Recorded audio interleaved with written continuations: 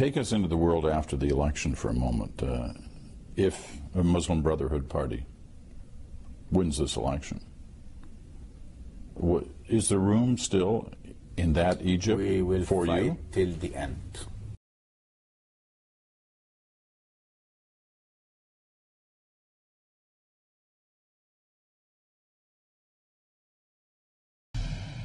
I'd say the only hope we have is that in this election, the common real Egyptians, the enlightened Egyptians, will go out there and vote for the liberal, for the secular, for the civil society. Naguib Sawiris is one of Egypt's richest, multi-billionaire involved in everything from cell phones to hotels. He also cares about his country. In fact, he was an intermediary between protesting students and Hosni Mubarak during the early days of the Arab Spring in January. Sawiris had great hopes about what those days would bring. But when we sat down late last week, even before the latest bloody riots Cairo's Tahrir Square is seeing now, it was clear his mood had changed considerably.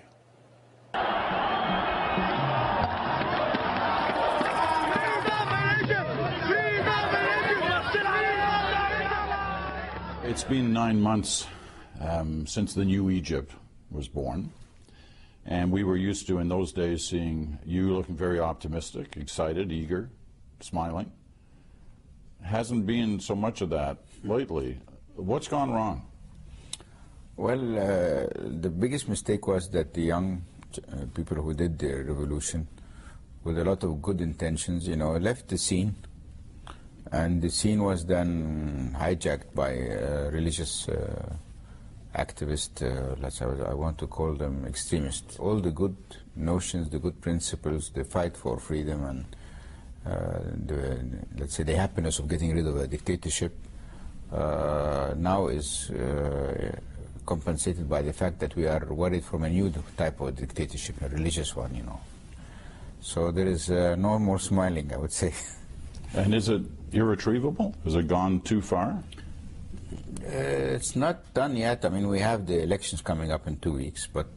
you don't sound very optimistic about it. You can't be, because, if you take the mathematics, I mean, we're all the liberal parties, we are newly born, 6 months old, and we're getting into a fight against a coalition of religious forces that have been in preparation for that day for 80 years. They are well organized, well funded from Qatar and Saudi Arabia. We are coming 6 months old. We are not funded at all. We have very limited resources, and we are supposed to go. You've got lots of resources. You're not. Well, I cannot pay the bill for the whole country on my own. The Muslim Brotherhood has received $100 million from Qatar during the revolution, so that's a lot of money. I mean, how can you match that? And what about Iran and Saudi Arabia? No, I think Iran are not mixed up in our elections, but Saudi Arabia, some individuals also are financing some of the Salafis. But you're worried if this continues along this path that Egypt could become another Iran. Yes, I am. Because of the religious connection. Yeah, not only the religious, if they abolish the civil nature of the country and they decide for a religious country that has a religion, is governed by religion, and mainly it's an Islamic religion, so also, even as a Christian I would feel uncomfortable, let's say, from accepting such a reign, And all the moderate Muslims, which are friends of ours and who believe in the modern Egypt, don't want that too. Let's say the only hope we have is that in this election, the common real Egyptians, the enlightened Egyptians, will go out there and vote for the liberal, for the secular, for the civil society country. Now the problem we have is that many of them are passive. Many of them, I call them the party of the couch. They sit at home, watch TV and think life will go on. And it will not go on. It's like, if you want to get a good example, and you remember the Iranian Revolution. It was not done by Khomeini and the fundamental. It was done by many young people, many youths, leftists, from the left, from communism, socialists, even moderate, who were against the Shia for their precautions and for the torture and for the corruption, same issues, okay? And suddenly, Mr. Khomeini arrives from Paris and takes over, and it turns into what it is today, and then you got this guy, Ahmadinejad or whatever. Look at how he looks. So I'm sure all the Iranians did not expect that to happen. So, and the West is watching. It's not really active.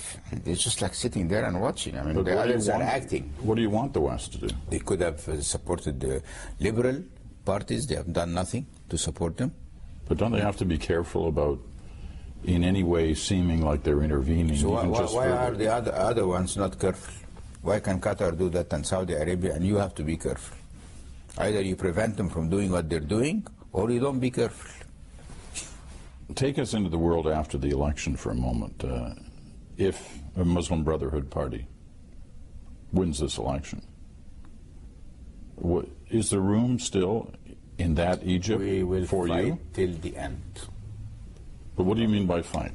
We will be in the next parliament, even with a minority. We will be in the opposition. We will mobilize the Egyptians, the free Egyptians, to fight for the neutrality and the civil nature of Egypt. We will not surrender to a religious state. So they win, they don't win, we will be there and we will be continuing our fight. You know. But continuing the fight in a democratic fashion? Of course. I mean, you would respect the election outcome. We have to. As a Democrat, we have to. You had connections with the Mubarak people. You knew Mubarak. You talked with Mubarak. You were a part of the kind of intermediary force during the negotiations in his last days. Do you think, looking back now, it was a mistake? No. The problem is that actually it is the Mubarak to blame to what we are in today. Because he had not allowed, during his reign, liberal people like us, advanced young people, to have a different voice than the National Party they had. So while the Muslim Brotherhood operated underground, were completely organized, had their branches, had their finances, had their infrastructure ready. So when the day came for the competition, they're much more stronger. Or what they used to tell us, well, if you don't take me as Mubarak and my party, you will have to end up with these people. So what kind of a choice is that? There must be another choice, you know. So people like me who were not in his party, who did not like the party, who did not approve of the succession theory of his son, were lost. We had no party. So when we went to when the revolution came, we thought after that you know things will go the right way, and the right way would have been to write the constitution first to make sure that the civil nature of Egypt is maintained, then to have the election of the presidency, so we have a president, we don't have to have the military ruling, and then we do the elections for the parliament. So well, help me understand why people like Mubarak. We saw Gaddafi, who was certainly no friend of yours, or anyone you had any respect for, next door in Libya, being shot in the head after being trapped in a sewer. No, that's exactly a criminal. That's a criminal act. Even no, but what I'm trying to understand is why don't people like that get it in the final days? How can they not see what's happening in their country? Because for 40 years, 30 years, they live in a completely different sphere. Everybody's scared from them. Everybody smiles in their face. Everybody does whatever they tell them, even if it's wrong. How would you ever think like that? You get disengaged from the reality. Well, the best example is even now, if you look at Bashar al-Assad, for example. I mean, he definitely, he gets the Oscar. He sees what happened in Tunisia. He sees what happened then in Yemen. He sees what happened in Libya and in Egypt, okay, and then what happened in Libya, and he doesn't get it. So what more do you want? I mean, he has seen the same circumstances, same scenario, and still he keeps on killing his own people every day.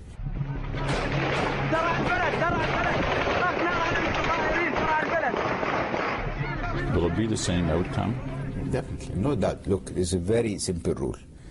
The minute the blood of your people has been spilled on the ground, you're finished. The only salvation you have is to prevent that from happening. If you keep on doing that, you sign your own death. Even without the help from outside forces? Even without the help. It will cost more, there will be more victims, but the result is inevitable. Because the more you kill, the more anger you drive in many people. I understand that.